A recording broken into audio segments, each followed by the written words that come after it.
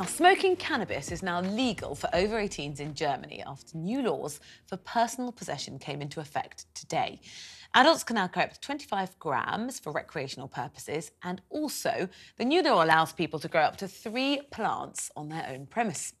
Well, the new laws followed a heated debate about the pros and cons of allowing easier access to the drug. Let's try and get into it. Joining me now in the studio, former Met Police Detective Peter Bleksley and also the journalist and parent, Clare Muldoon. Thank you both very much for joining me this afternoon. We're all very sort of colour coordinated for this topic, I have to say. Peter, you think this is a good idea? It's so controversial and Germany's really wrestled with what to do. They've said, basically, in part, it's been legalised, and I assume you think that's a good idea. It's a very small pigeon step in the right direction towards what eventually needs to happen throughout the world in order to combat the fourth biggest industry on the planet, which is the illegal drugs industry.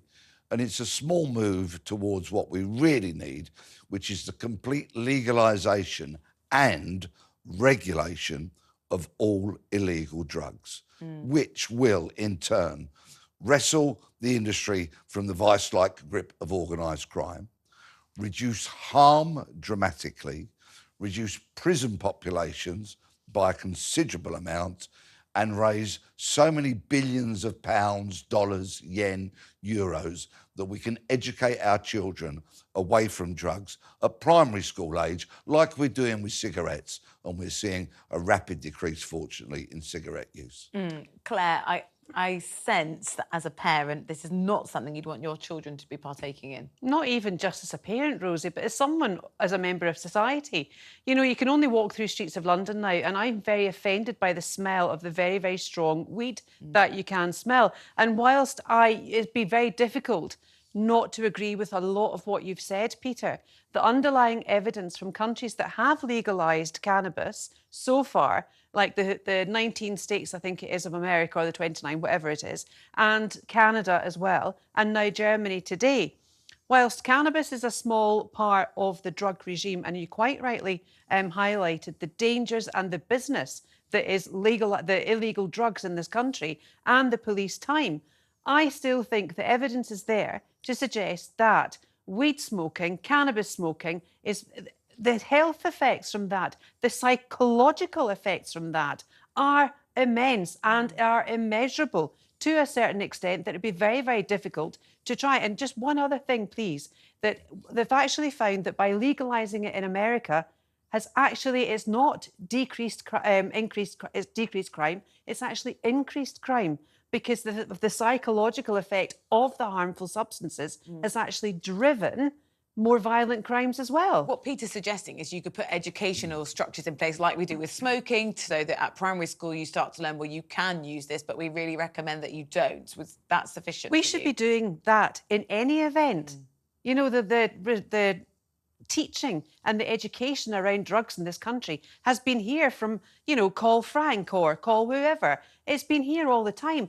If you have an addictive personality, if you have been introduced to it, if you feel the need to fall for peer pressure, and if you want to be part of the gang, you will use it. And unfortunately, cannabis is a gateway drug. I don't think it's just enough to legalise cannabis. Because Peter, in Germany, they are anticipating that use of cannabis is obviously going to increase now.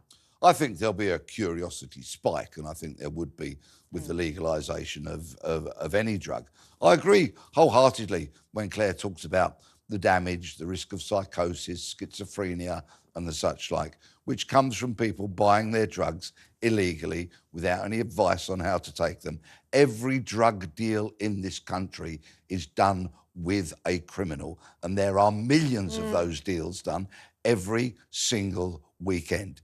In a legalised and regulated landscape where advice is given, the quantity, the strengths of the drugs are known and regulated, the entire manufacturing process and the retail end of it from start to finish is regulated, we will eventually see a huge reduction in harm. And I just need to add that please don't be deceived by the jacket. I abhor drug taking. Yes, you do. I do not condone it in any way, shape or form. So I am not pro taking drugs. Yeah. On the complete contrary.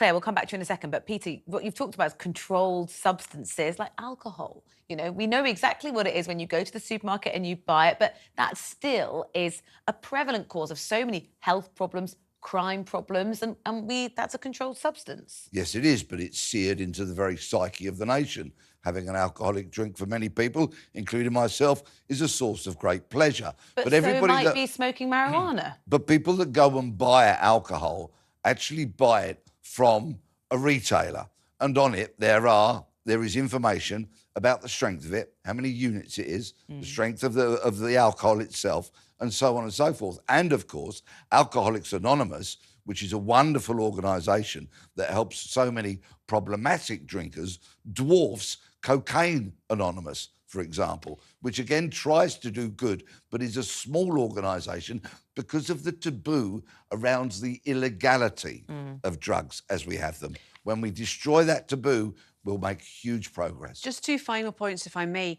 The studies shown in America from the states that haven't legalised it, and we can only use that as our barometer here because that is the only comparison we can make, is that the legalisation and the regulated drugs are actually bought on the black market and sent to places where it's not legal. And so the market is still there. So what you might find is that our legalised plants would move elsewhere. And also on the addiction and the propensity of people to buy alcohol, we only need to look at the chaos north of the border with the SNP minimum pricing alcoholic units. Glasgow and Dundee have got terrible issues with alcoholism, and you try and regulate that and it doesn't work. I guess the concern might be, Peter, what we're saying is that it is too difficult to get a handle on this and to stop this. So instead, we're going to kind of put it in a controlled environment because we've said it's actually impossible for us to ban this.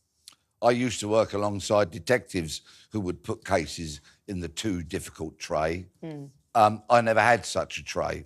And the fact that it's difficult, the fact that it's challenging is no reason for not doing it. The benefits are going to be huge. Future generations of our children will be educated, thereby forewarned, forearmed about the dangers of drugs. The industry will be ripped from organised crime. Criminals who want you to take more drugs, stronger drugs, and put into a regulated, sensible environment.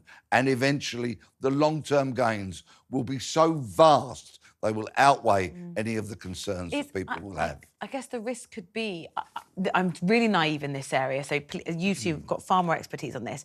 Is cannabis a gateway to something else where you sort of say, I've kind of got my fix from that, but I'm seeking something more? Yes, there is evidence that it can be a gateway drug. And many of the problems that Claire talks about comes from this piecemeal kind of legalisation of drugs. What we actually need is to have the whole landscape legalised and regulated. Please, viewers and listeners, never use the word legalise on its own. Always use it with the word regulate. I want the industry regulated. And when it's the Wild West out there. What class of drugs? All of them, all of the illegal drugs. And then there will not be the necessity for people to delve into the cupboards under their sink and concoct these hugely toxic, dangerous drugs that we see coming onto the market because other drugs are illegal. Crystal meth. We'll be able to stem the tide of fentanyl that is inevitably coming from endemic. But people go to these drugs because they can't get good quality, believe it or not, as unpalatable as it is, cocaine, ecstasy, or cannabis. But the evidence, I can only go back to the evidence that is there. Anyone can search it out in PubMed or even on the internet. The evidence is there and it's strong. Legalising cannabis is the thin end of the wedge, and it is indeed a gateway drug.